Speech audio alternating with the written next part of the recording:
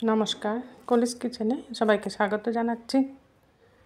আজ কলা গাছের ভিতরের অংশ, যেটাকে অনেকে কলার থুর বলে থাকে, আমাদের এতদ অঞ্চলে এটাকে আমরা কলার ঢেক বলে থাকি। এটা দিয়ে একটা চচ্চড়া বানাচ্ছি। এগুলাকে এইভাবে কাটতে হয়। একটা আমি কেটে দেখিয়ে দিচ্ছি। এগুলো খুব ভালো জিনিস, স্বাস্থ্যের পক্ষে প্রচুর পরিমাণে আয়রন থাকে এগুলোর মধ্যে। এগুলো খাওয়া খুবই উপকারী। সব সময় পাওয়াও যায় না, যেখানে কলা গাছ আছে সেখানেই পাওয়া যায়, আর বাজারেও খুব কম এগুলা পাওয়া যায়। আমার মায়ের বাসায় অনেক কলা গাছ আছে। সেদিন একটা কলা গাছ কাটা হয়েছিল, তাই আমি এটা দিয়ে আজ একটা চচ্চড়ি বানাচ্ছি। আমি প্রায় সময় এরকমই এই কলার থুরটা দিয়ে চচ্চড়ি বানিয়ে থাকি। এগুলাকে এভাবে গোল গোল করে কাটতে হবে। অনেক আঁশ থাকে এগুলাতে, আঙ্গুলে পেঁচিয়ে পেঁচিয়ে কাটতে হয়। এদিকে গ্যাস জ্বালিয়ে একটা কড়াই বসিয়ে দিয়েছি। এর মধ্যে দিয়ে দিয়েছি সরষের তেল। এই চচ্চড়া রেসিপিটা সরষের তেল দিয়ে ভালো হয়। ফোড়নে এখানে দিয়ে দিয়েছি শুকনো লঙ্কা, তেজপাতা আর 5 ফোড়ন। এটা একটা নিরামিষ রেসিপি, আমি 5 ফোড়ন দিয়ে বানাচ্ছি।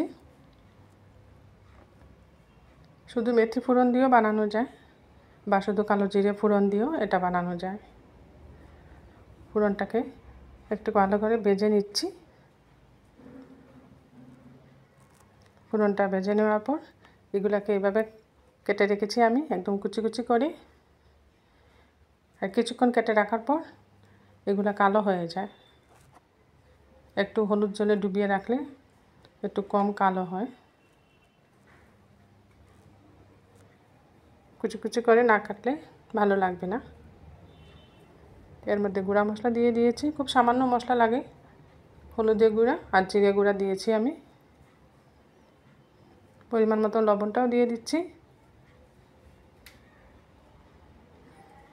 এবার মশলার সাথে ভালো করে মিশিয়ে নিতে হবে। সিম্পল রেসিপি, অনেক কম মশলা দিয়ে এটা বানানো হয়ে থাকে, আর স্বাস্থ্যের পক্ষে খুবই উপকারী। এটা দিয়ে আমি অনেক সময় ডালও বানিয়ে থাকি। মসুর ডাল বা মুগ ডাল দিয়ে এটা বানালেও ভালো লাগে। আর শুধু এই থুরটা দিয়েই চচ্চড়া বানাচ্ছি। এখন আবার ঢেকে দিচ্ছি, একটু ঢেকে ঢেকে রান্না করতে হবে। এটা যেহেতু একদম কচি, খুব তাড়াতাড়ি সিদ্ধ হয়ে যায়। এদিকে আমার বাগানে চলে এসেছে কাঁচা লঙ্কা, কয়েকটা উঠিয়ে নেব। ঘরে কাঁচা লঙ্কা নেই। এদিকে রান্নাটা বসিয়ে কয়েকটা কাঁচা পাকা লঙ্কা আমি বাগান থেকে উঠিয়ে নিচ্ছি।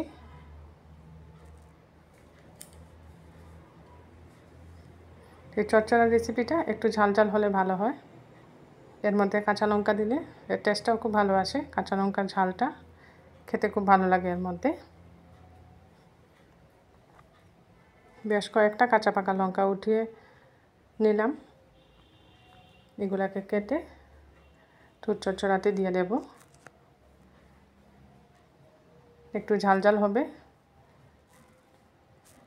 কাঁচা লঙ্কাটা দিয়েও ভালো করে মিশিয়ে আরও কিছুক্ষণ এভাবে নাড়াচাড়া করে নেব। বারবার উল্টে পাল্টে এভাবে নাড়িয়ে ঢেকে ঢেকে রান্না করতে হবে।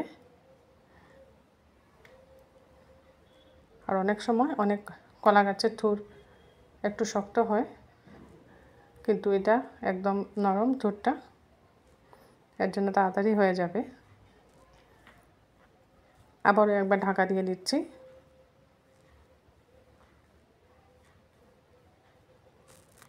5-7 মিনিট ঢাকা দেওয়ার পর ঢাকাটা সরিয়ে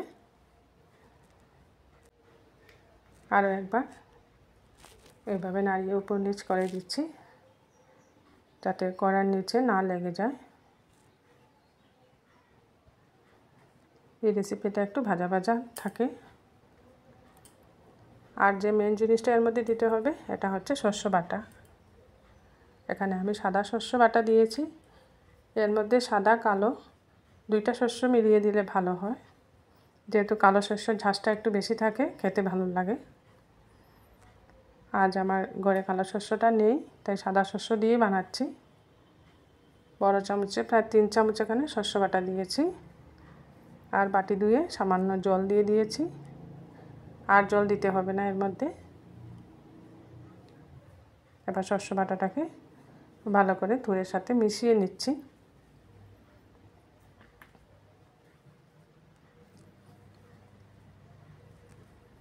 এইভাবে ভালো করে মিশিয়ে নিতে হবে।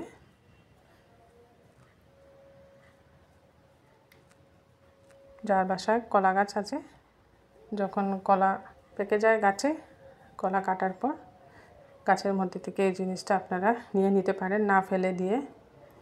অনেক উপকারী জিনিস। এবার আরও কিছুক্ষণ ঢেকে দিচ্ছি। শস্য বাটার সাথে যেহেতু একটু জল দিয়েছি, এতে করে সিদ্ধ হয়ে যাবে খুব সুন্দর।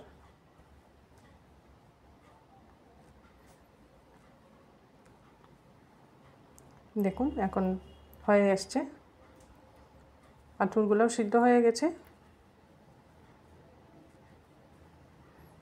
এবার গ্যাসের হিটটা বাড়িয়ে একটু হালকাভাবে স্প্রেড করে দিচ্ছি কড়াইয়ের মধ্যে, যাতে করে জলটা সম্পূর্ণরূপে শুকিয়ে যায়। আর একটু টেস্ট করে দেখেছিলাম আমি, লবণটা একটু কম ছিল, এর জন্য একটু লবণ দিয়ে দিয়েছি। ঝাল আর লবণটা ঠিকঠাক হলে ভালো হয় রেসিপিটা। এবার এইভাবে ঝরঝরে করে ভাজা ভাজা করে নিচ্ছি, আর খন্তা দিয়ে চেপে চেপে এগুলাকে স্ম্যাশ করে নিচ্ছি। এগুলো সম্পূর্ণরূপে স্ম্যাশ হয় না, খাওয়ার সময় মুখে পড়ে একটু কচকচ থাকে, ভালোই লাগে। এইভাবে ভালো করে খন্তা দিয়ে নেড়ে ঝরঝরে করে নামিয়ে নিয়েছি। আমার এই কলার থুরের রেসিপিটা আপনাদের ভালো লাগলে লাইক, শেয়ার, সাবস্ক্রাইব করতে ভুলবেন না আমার চ্যানেলটা, আর পাশে থাকা বেল আইকনটা প্রেস করবেন। এতে করে যখন এরকম নতুন নতুন রেসিপি আপলোড করি, সাথে সাথে নোটিফিকেশনটা পেয়ে যাবেন। গরম গরম ভাত আর সাথে কলার থুরের চচ্চড়া খুব ভালো লাগে খেতে।